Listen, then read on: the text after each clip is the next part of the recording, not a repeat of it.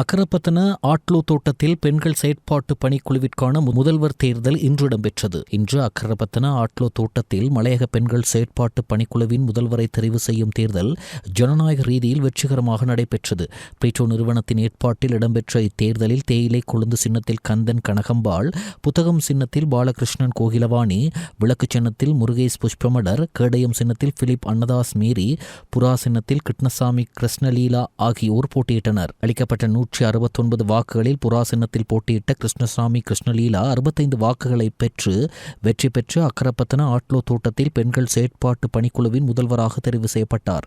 மேலும் விளக்கு சின்னத்தில் போட்டியிட்ட முருகேஷ் புஷ்பமலர் 41 வாக்குகளையும், புத்தக சின்னத்தில் போட்டியிட்ட பாலகிருஷ்ணன் கோகிலவாணி 26 வாக்குகளையும், கேடயம் சின்னத்தில் போட்டியிட்ட பிலிப் அன்னதாஸ் மேரி 19 வாக்குகளையும், தேயிலை கொழுந்து சின்னத்தில் போட்டியிட்ட கந்தன் கனகம்பாள் 18 வாக்குகளையும் பெற்றுள்ளனர். குறித்த தேர்தலில் பதிவு செய்யப்பட்ட 185 வாக்குகளில் 169 வாக்குகள் அளிக்கப்பட்டது. அளிக்கப்பட்ட வாக்குகளில் எவ்விதமான வாக்குகளும் நிராகரிக்கப்படவில்லை என்பது குறிப்பிடத்தக்கது. இதன்போது பிரீட்டோ நிறுவன உறுப்பினர்கள், பொதுமக்கள் என பலரும் பங்கேற்றமை குறிப்பிடத்தக்கது. இன்றைய வாக்குகளின் முடிவுகளின்படி 5வது இடத்தை பெற்றுக் கொள்கிறார். 18 வாக்குகளை பெற்ற கந்தன் கனகம்பாள், 19 வாக்குகளை பெற்று பிலிப் அன்னதாசன் மேரி 4ஆம் இடத்தை பெற்றுக்கொள்கிறார். 26 வாக்குகளை பெற்று பாலகிருஷ்ணன் கோகிலவாணி 3ஆம் இடத்தை பெற்றுக் கொள்கிறார். 41 வாக்குகளை பெற்று முருகேஷ் புஷ்பமலர் 2ஆம் இடத்தை பெற்றுக் கொள்கிறார். அதிகூடிய 65 வாக்குகளை பெற்று முதலாம் இடத்தை தட்டி சொல்கிறார் கிருஷ்ணசாமி.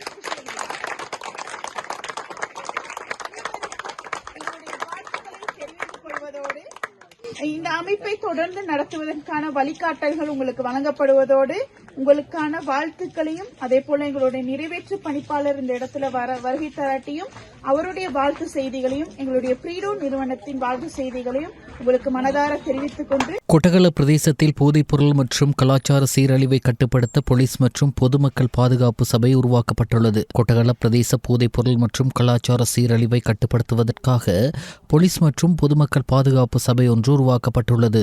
ஜனாதிபதி அனுரகுமார திசாநாயக்கவின் முழு நாடுமே ஒன்றாக தேசிய வேலை திட்டத்தின் கீழ் போதைப்பொருள் ஒழிப்பு மற்றும் போலீஸ் சிவில் பாதுகாப்பு குழு கலந்துரையாடல் நுவரெலியா மாவட்ட சிரேஷ்ட போலீஸ் அத்தியட்சகர் சந்திரசேகர பண்டார தலைமையில் கொட்டகல வர்த்தக சங்க தலைவரும் பிரதேச சபை உறுப்பினருமான புஷ்பா விஸ்வநாதன் மற்றும் கொட்டகல 475A கிராம சேவகர் பிரிவு நகர வர்த்தகரின் பங்கேற்புடன் கொட்டகல ஸ்ரீ முத்துவிநாயகர் தேவஸ்தான பிரதான மண்டபத்தில் கடந்த புதன்கிழமை நடைபெற்ற போதே மேற்படி பாதுகாப்பு சபை உருவாக்கப்பட்டுள்ளது.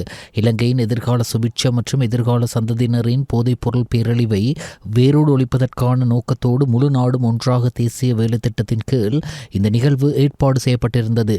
கொட்டகல போதைப் பொருள் மற்றும் கலாச்சார சீரழிவை கட்டுப்படுத்துவதற்காக கொட்டகல 475A கிராம சேவகர் பிரிவில் சமூக சேவையில் ஈடுபட்டு வருகின்ற 20 இளைஞர் யுவதிகளை தெரிவு செய்து போலீஸ் பொதுமக்கள் பாதுகாப்பு சபை ஒன்று உருவாக்கப்பட்டு அவர்களுக்கான அடையாள அட்டைகள், சான்றிதழ்கள், சீருடைகளும் வழங்கி வைக்கப்பட்டன. குறித்த குழுவினர் கொட்டகல 475A கிராம சேவகர் பிரிவில் நடைபெறும் சட்டவிரோத சம்பவங்கள், போதைப் பொருள் பாவனை தொடர்பில் தொடர்ந்தும் கண்காணிப்பு பணியில் ஈடுபடும். அதேவேளை பிரதேசத்தில் நடக்கும் சட்டவிரோத சம்பவங்களை போலீசாருடன் இணைந்து கட்டுப்படுத்துவார்கள் என அறிவிக்கப்பட்டுள்ளது. இக்கூட்டத்தில் நுவரெலியா மாவட்ட சிரேஷ்ட போலீஸ் அத்தியட்சகர் சந்திரசேகர பண்டார மற்றும் உதவி போலீஸ் அத்தியட்சகர் TAG ஜெயரத்ன, பத்தன போலீஸ் நிலைய பொறுப்பதிகாரி அபேரத்ன, ஜனாதிபதியின் தேசிய பிரதிநிதி சிவஸ்ரீ வேலு சுரேஷ் சர்மா, பிரதேச சபை உறுப்பினர்களான கணபதி கண்ணதாசன், ராஜேந்திரன், யூசுப் கான், திருமதி ரசிக, கிராம சேவை அதிகாரிகளான கிருஷ்ணராஜ், முருகானந்தன், பிரபாகரன், சுகாதார பரிசோதகர் ராகித், முன்னாள் கல்வி அதிகாரிகளான வடிவேல், லோகநாதன், ரிச்வே ஆகியோருடன் வர்த்தகர்கள், பொதுமக்கள் என பலரும் இந்நிகழ்வில் கலந்து கொண்டிருந்தனர்.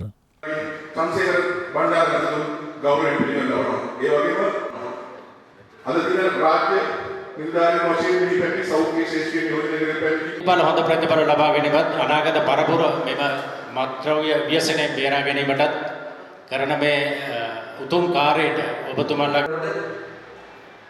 ලොකු නිලධාරියෙක්. නමුත් පුදුමෙන් නැගිටලා ආවිල්ලා මිදුලට ආවිල්ලා අපි පිළිගත්තා.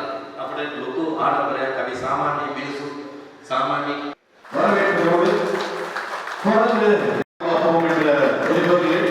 எதிர்கால சந்ததிகளை තුමාට උපකාර දැක්වීම සඳහා මාධ්‍ය සංස්ථා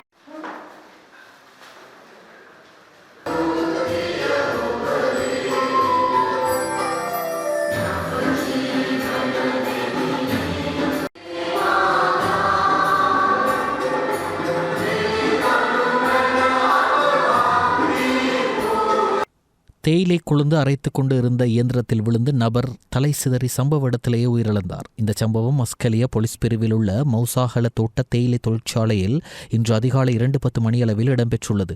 இவ்வாறு இயந்திரத்தில் சிக்குண்டு இருந்தவர் கிட்னன் விஜயகுமார் என்பவர் ஆவார். இவர் 2 பிள்ளைகளின் தந்தையாவார். இதுகுறித்து மஸ்கலியா போலீஸ் நிலைய பொறுப்பதிகாரி புஷ்பகுமார் தெரிவிக்கையில், இருந்தவரின் சடலம் மௌசாகல தோட்ட தேயிலை தொழிற்சாலையில் சம்பவம் நடந்த இடத்தில் வைக்கப்பட்டுள்ளது. திடீர் மரண விசாரணை அதிகாரி மற்றும் அட்டன் நீதிமன்ற நீதிபதி வந்து பார்த்த பின்னர் சடலம் டிகோயா கிளங்கன் ஆதார வைத்தியசாலைக்கு கொண்டு செல்லப்பட்டு அங்கு சட்ட வைத்திய அதிகாரி முன்னிலையில் உடற்கூற்று பரிசோதனை மேற்கொள்ளப்பட உள்ளதாக கூறினார். அட்டன் நுவரெலியா பிரதான வீதியில் முச்சக்கர வண்டி ஒன்று நேற்று விபத்துக்குள்ளாகியுள்ளது. நுவரெலியாவிலிருந்து நானோயா நோக்கி பயணித்த முச்சக்கர வண்டி ஒன்று வெண்டிகோனர் பகுதியில் வீதியை விட்டு விலகி பள்ளத்தில் கவிழ்ந்து விபத்துக்குள்ளாகியது. முச்சக்கர வண்டியில் பயணித்த சாரதி எந்த காயங்களும் இல்லாமல் உயிர் தப்பினார்.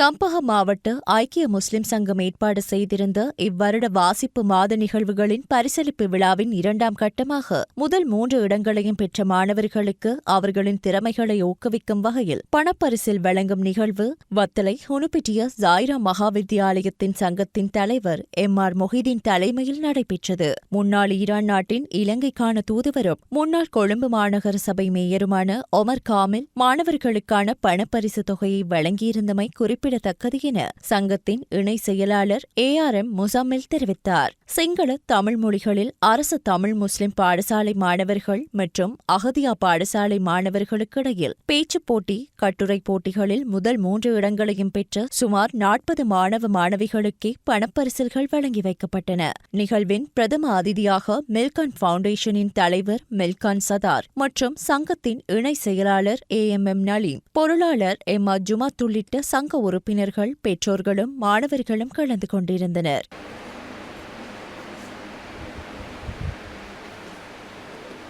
கீழால் ஒரு ஃபைல் ஒன்று இருக்குது. அந்த நீங்க உங்களோட பணப்பரிசை ஹர்ஷனா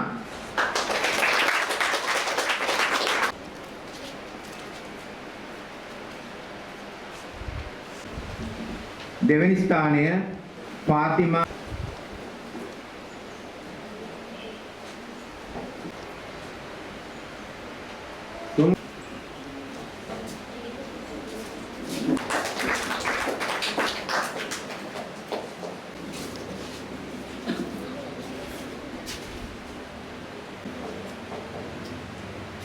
RDK விதுமினி ஒழுங்கற்ற முறையில் அப்புறப்படுத்தப்படும் பிளாஸ்டிக் போத்தல்களின் மூடிகளை திறம்பட பயன்படுத்தி கலனி பல்கலைக்கழக மாணவர்கள் பயணிகள் ஆசனம் ஒன்றை மருதாணி புகையிரத நிலையத்தில் உருவாக்கியுள்ளனர். ஒழுங்கற்ற முறையில் அப்புறப்படுத்தப்படும் பிளாஸ்டிக் போத்தல்களின் மூடிகளை திறம்பட பயன்படுத்தி கலனி பல்கலைக்கழக மாணவர்கள் ஜீரோ பிளாஸ்டின் சமூகம் சுற்றுச்சூழல் பாதுகாப்பு மையம் ஏற்பாடு செய்த ப்ளூம் மாஃபிக் செயற்திட்டமூடாக கட்டான அப்சைக்கிள் நிறுவனத்தின் ஒத்துழைப்புடன் மருதாணி புகையிரத நிலையத்தின் நிர்வாகத்தின் முழுமையான கண்காணிப்பில் மருதாணி புகையிரத நிலையம் மற்றும் புகையிரத பாதையில் முறையற்ற வகையில் வீசப்பட்ட போத்தல் மூடிகளை பயன்படுத்தி பயணிகள் ஆசனம் ஒன்றை உருவாக்கியுள்ளனர். இந்த பயணிகள் இருக்கை நேற்று மருதாணி புகையிரத நிலையத்திற்கு வடிவமைக்கப்பட்டு வழங்கப்பட்டது. சுற்றுச்சூழலை மாசுபடுத்தும் இந்த பிளாஸ்டிக் கழிவுகளை முறையாக பயன்படுத்துவதும் உற்பத்திமிக்க புதுமைகளை உருவாக்குவதும் இந்த திட்டத்தின் முக்கிய நோக்கமாகும். கண்டி பல்லேகல தொழில்துறை வளையத்திற்குள் அமைந்துள்ள தீப்பெட்டி தொழிற்சாலையில் ஏற்பட்ட தீப்பரவல் தற்சமயம் கட்டுப்பாட்டுக்குள் கொண்டுவரப்பட்டுள்ளதாக போலீசார் தெரிவித்தனர். கண்டி தீயணைப்பு படை அதிகாரிகள் மற்றும் இலங்கை ராணுவ வீரர்களின் உதவியுடன் பல்லேகல போலீசார் தீயை கட்டுப்பாட்டுக்குள் கொண்டு வந்தனர். நேற்று மாலை ஏற்பட்ட இந்த தீ விபத்தினால் சொத்துக்களுக்கு மாத்திரமே சேதம் ஏற்பட்டுள்ளது. எனினும் யாருக்கும் காயமோ அல்லது உயிர் சேதமோ ஏற்பட்டதாக தகவல் இல்லை. தீ விபத்துக்கான காரணம் இன்னும் கண்டறியப்படவில்லை. மேலும் பல்லேகல போலீசார் இந்த சம்பவம் குறித்து மேலதிக விசாரணைகளை மேற்கொண்டு வருகின்றனர்.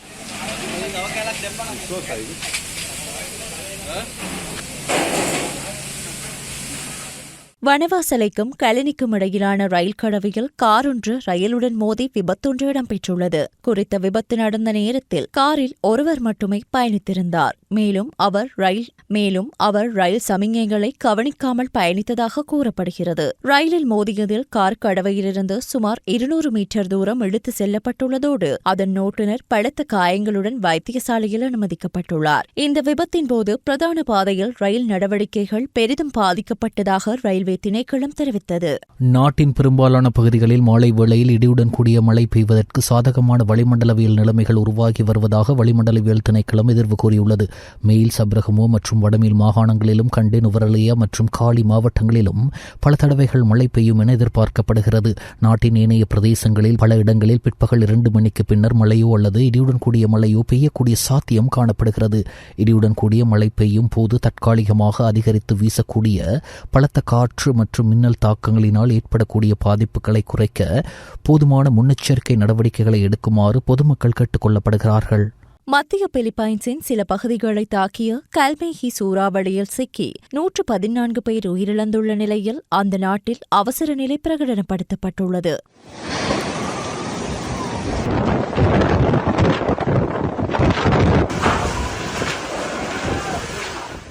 மத்திய பிலிப்பைன்ஸை நேற்று தாக்கிய சூறாவளி இந்த ஆண்டு இப்பகுதியில் தாக்கிய மிக வலிமையான சூறாவளி என்று உள்ளூர் ஊடகங்கள் தெரிவிக்கின்றன. கல்மேகி சூறாவளியால் பிராந்தியத்தின் அதிக மக்கள் தொகை கொண்ட தீவான செபு நகரம் வெள்ளத்தில் மூழ்கியதுடன் 71 பேர் உயிரிழந்துள்ளதோடு 127 பேர் காணாமல் போயுள்ளனர் மற்றும் 82 பேர் காயமடைந்துள்ளனர். நீரில் மூழ்கியதால் பெரும்பாலான உயிரிழப்புகள் ஏற்பட்டுள்ளதாக கூறப்படுகிறது. மேலும் கல்மேகி சூறாவளி இன்று காலை பிலிப்பைன்ஸை விட்டு வெளியேறி மத்திய வியட்நாமை நோக்கி நகர்ந்து வருவதாக கூறப்படுகிறது.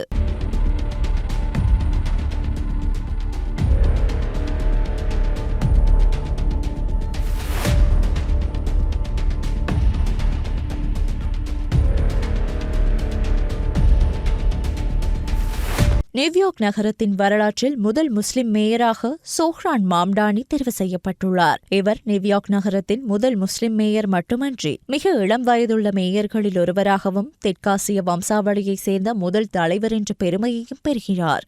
சொஹ்ரான் மாம்டானி ஒரு ஜனநாயக சோசலிஸ்ட் வேட்பாளர் ஆவார். இவர் உகண்டாவில் பிறந்தவர். இவரது பெற்றோர் இந்திய வம்சாவளியைச் சேர்ந்தவர்கள் என்பது குறிப்பிடத்தக்கது. இவர் ஜனநாயக கட்சியின் சார்பில் போட்டியிட்டு முன்னாள் ஆளுநரும் சுயேட்சையாக போட்டியிட்டவருமான ஆண்ட்ரூ கியூமோ மற்றும் குடியரசுக் கட்சி வேட்பாளர் கேர்டிஸ் லிவா ஆகியோரை தோற்கடித்து இந்த வரலாற்று வெற்றியை பெற்றுள்ளார். நியூயார்க் நகரின் வாழ்க்கை செலவு மற்றும் மலிவுத்திறன் போன்ற முக்கிய பிரச்சினைகளை மையமாக கொண்டு இவரது பிரச்சாரம் அமைந்திருந்தமை குறிப்பிடத்தக்கது.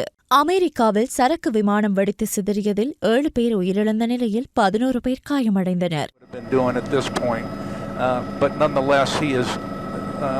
The aftermath of this accident is lined up exactly with that runway. But just the massive amount of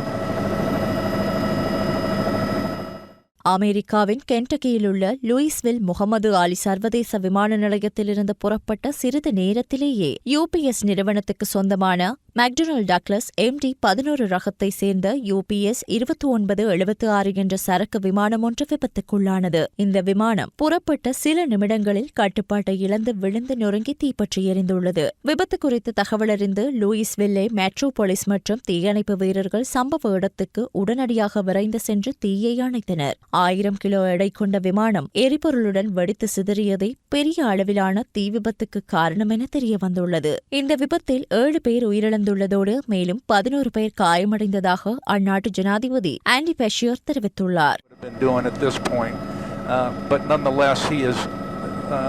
The aftermath of this accident is lined up exactly with that runway, but just the massive amount of தென்னாப்பிரிக்க அணி இந்தியாவில் சுற்றுப்பயணம் செய்து 2 போட்டிகள் கொண்ட test தொடரில் விளையாடவுள்ளது. சுப்மன் கில் தலைமையிலான இந்திய அணியில் ரிஷப் பண்ட் மீண்டும் அணிக்கு திரும்பியுள்ளார். இவருக்கு இங்கிலாந்து தொடரின் போது காயம் ஏற்பட்டது. காயத்திலிருந்து மீண்டதால் அணியில் இடம் கிடைத்துள்ளதுடன் உப தலைவராகவும் நியமனம் செய்யப்பட்டுள்ளார். தென்னாப்பிரிக்காவுடனான டெஸ்ட் தொடருக்கான இந்திய அணியில் சுப்மன் கில், ரிஷப் பண்ட், யசஸ்வி ஜெய்ஸ்வால், KL ராகுல், சாய் சுதர்ஷன், தெய்வந்த் பட்டிக்கல், ஜுரெல், ரவீந்திர ஜடேஜா, வாஷிங்டன் சுந்தர், ஜஸ்பிரிட் பும்ரா, அக்சர் பட்டேல், முகமது சிராஜ், குல்தீப் யாதவ், ஆகாஷ்தீப் ஆகியோர் விளையாடவுள்ளனர். இந்தியா மற்றும் தென்னாப்பிரிக்கா அணிகளுக்கு இடையிலான டெஸ்ட் தொடர் எதிர்வரும் 15ஆம் திகதி ஆரம்பமாக உள்ளது.